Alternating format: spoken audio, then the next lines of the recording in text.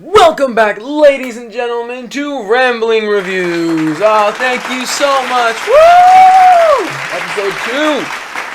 Alright, I am your host, Aiden, last name unknown. I'm still not telling you my last name.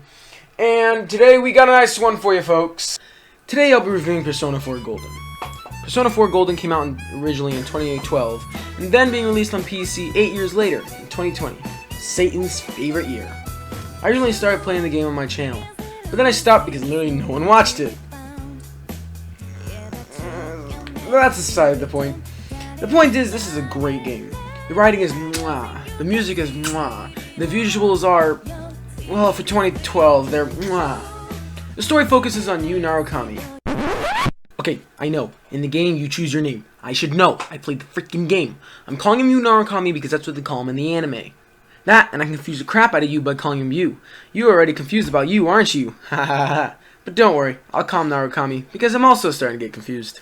Narukami moves to a small town for a year, and eventually finds some friends. He then goes on an adventure, saving people from the TV realm with said friends, gaining more along the way. This game's huge strength, it's amazing storytelling. I'd legit play this game even without the fighting. Well, this brings me to one little downside. I find that the fighting system can be a little repetitive and a bit boring at times, because at a certain point it's just find weakness, exploit weakness, all out attack, repeat. Now I don't think this is the developer's fault.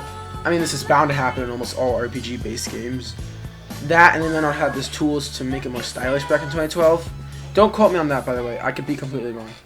I'm going to start going into spoiler territory now. So if you don't want any spoilers, skip to the time on screen.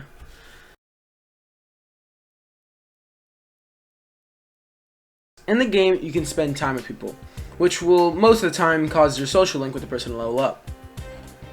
Freaking reset.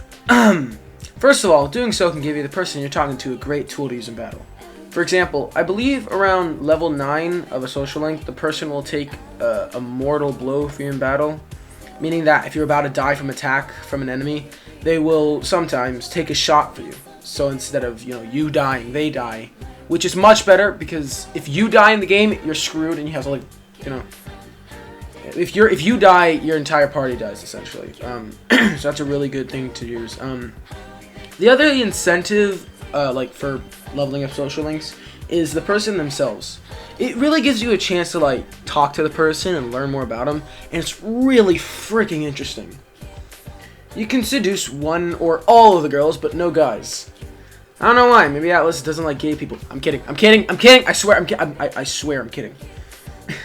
If I were to recommend a social link to level up a lot, it would be Rise's. Not because of her story. I mean, it's fine. It's fine. I just think she gives the best perks. This game has 6 endings. 6 endings!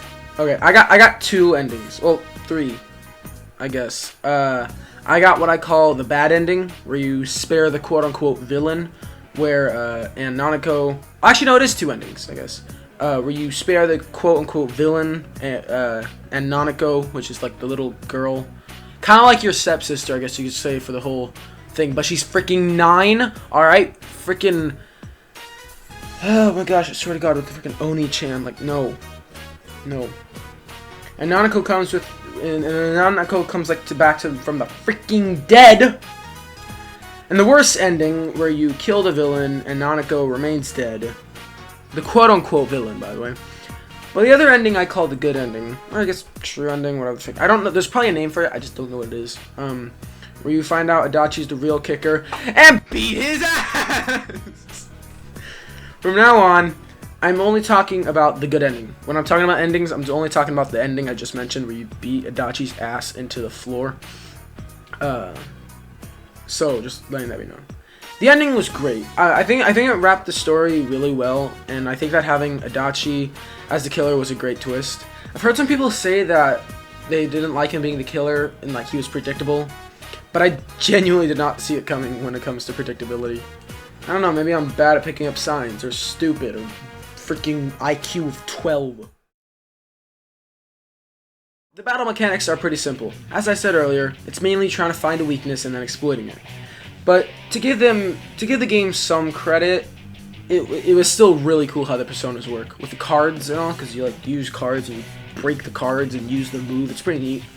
I think Persona 4 has like some of the best designs I've seen in video games, period. The designs of the personas are freaking awesome. All the characters' main personas, and even just the other side personas you can pick up along the way, are awesome looking. Some top mentions for persona designs would have to be Izanagi, which is Narukami's first persona. I'm gonna butcher this so hard. Konohana Sayukaya Sakuya. Konohana Sakuya, which is Yukiko's persona, and Black Frost, which is another unlockable persona, which you can get in a long way. It's also a very powerful Black Frost. If you're playing the game, I highly recommend getting Black Frost, because that one is really freaking good for taking down bosses.